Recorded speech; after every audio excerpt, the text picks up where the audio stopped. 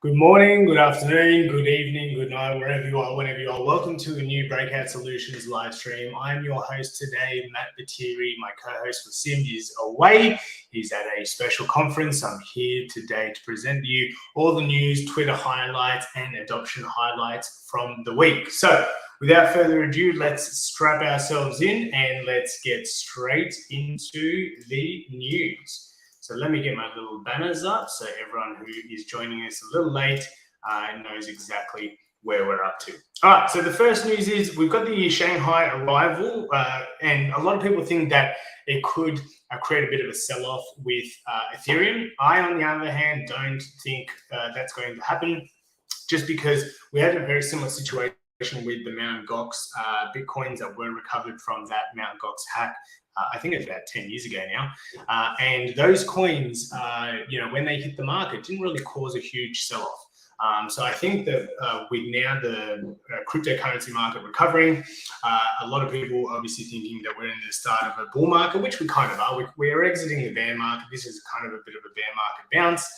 But still, things are looking quite bullish. So I don't think everyone's going to be so quick to sell off their ETH until we hit a certain price point, which could probably be the 618 fib retracement on ETH. But without further ado, so validators who secured the Ethereum network with over 18 million ETH can initiate withdrawals from the Ethereum Shanghai upgrade, and it was successfully implemented. So crypto exchange Kraken is among the entities to be in line to make withdrawals as part of the update. Following the company's $30 million settlement with the US Securities and Exchange Commission, so the SEC, Kraken was amongst the most popular staking pool options before the settlement and Shanghai upgrade, with 8% of staked ETH being controlled by the firm.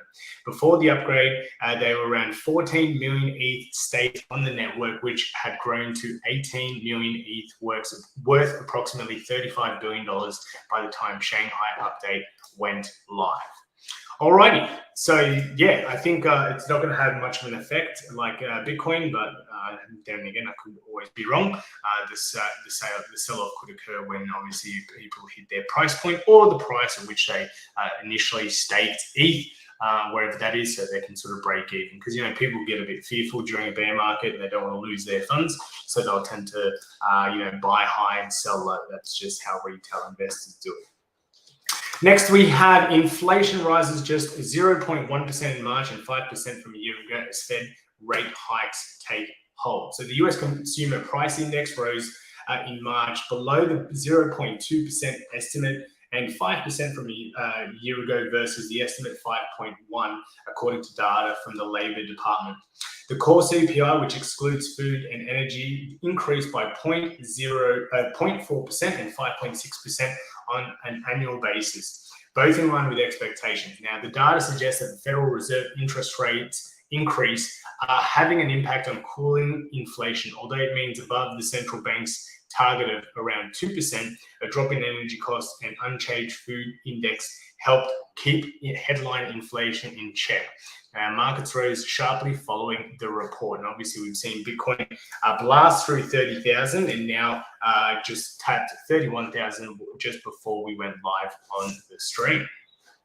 Next, we have Binance announces retirement of current deposit address and memo on selected network cryptocurrencies. So if you're on Binance, I did get an email from them saying they were delisting a fair few addresses. Let's see if we can see these on here. No, I can't see them. I might bring up my email in a second so we can see what it was. But basically, Binance, one of the largest cryptocurrency exchanges in the world, has announced that it will be retiring current deposit addresses and memo on selected networks to enhance wallet efficiency and security for its users.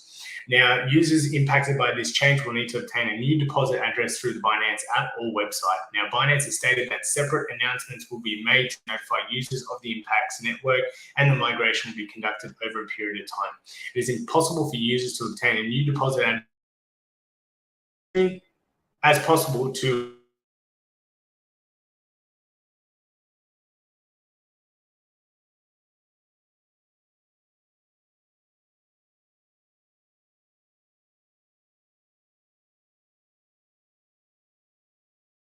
but hopefully I am back online because my computer screen was showing me that I just dropped offline. Let me just double check. Am I still online? Guys, please also note, and I will continue. All right, so we're seeing a fair bit of green in the crypto market. The biggest leader is Arbitrum, obviously one of the newest ETH Layer 2 chains, so you can definitely check that out. You can do some staking on some certain websites like Zybaswap, I believe. And on Zybaswap, you can stake your Zyber and also pick up some Arbitrum as some rewards token if you do stake it. Next, we can see obviously Bitcoin doing well, up 2.85% for the day. So it hit that $31,000 just before 5 o'clock Australian Eastern Standard Time. And Ethereum obviously having a great day at 10.57%. The Fear and Greed has reached 68. So if we look at obviously the timeline of the Fear and Greed Index, we can see that now we've sort of blasted through that 60%. And when we hit sort of this stage, we tend to like continue up. So I do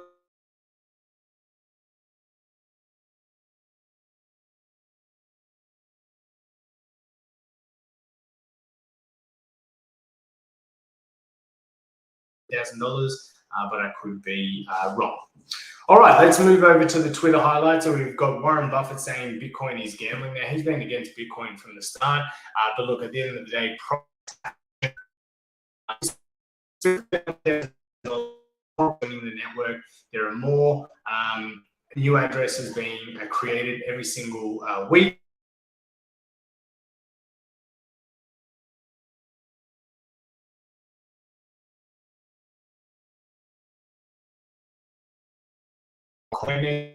If you are a whole coiner, drop me a comment below. Give me let me know if you're a whole coiner yourself. Next, we have a tweet from Yan. Statements about Bitcoin mining that sound like data, but actually aren't scientific.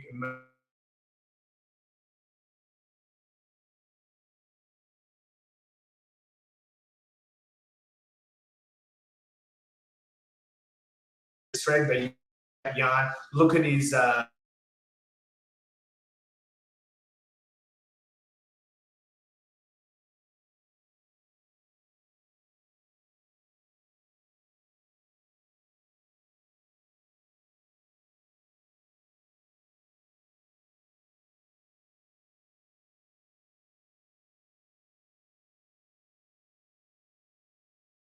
FTT token and hope by this slide they can exit.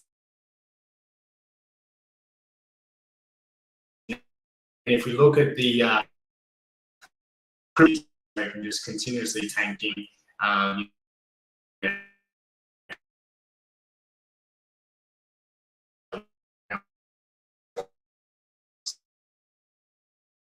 Changes and still. Oh, I missed my.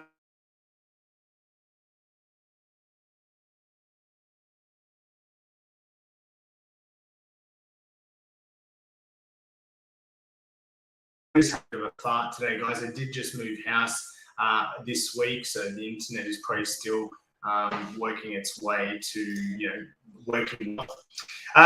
Adoption highlight: we have Hong Kong virtual banks.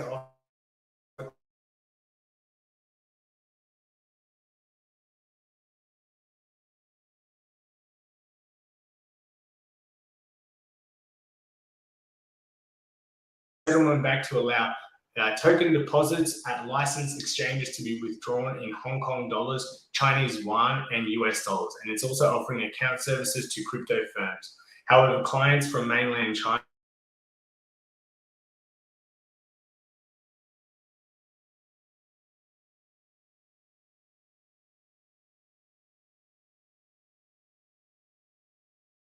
securities.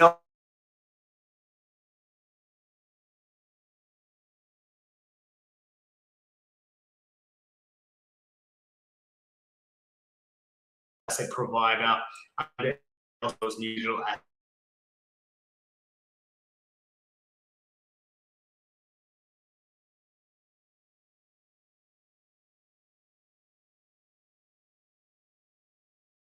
entity will offer a regulatory compliant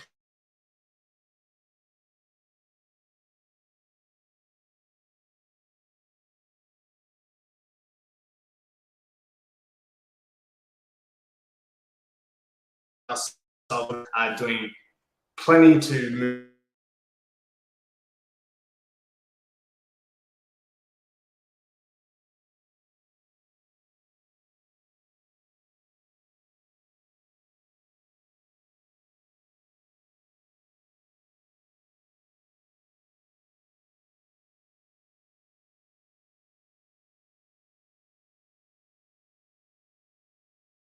Which is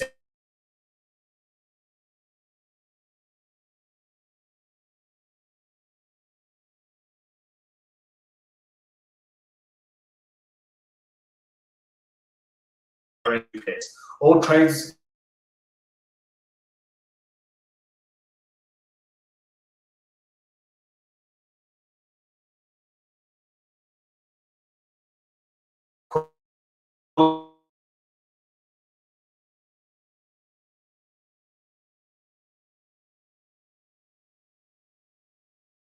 So does that mean they could be the second?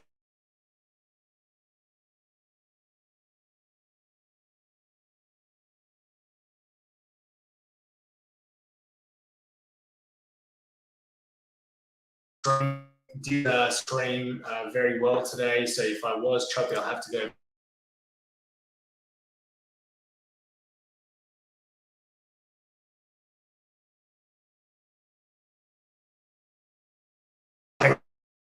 Week, this internet provider.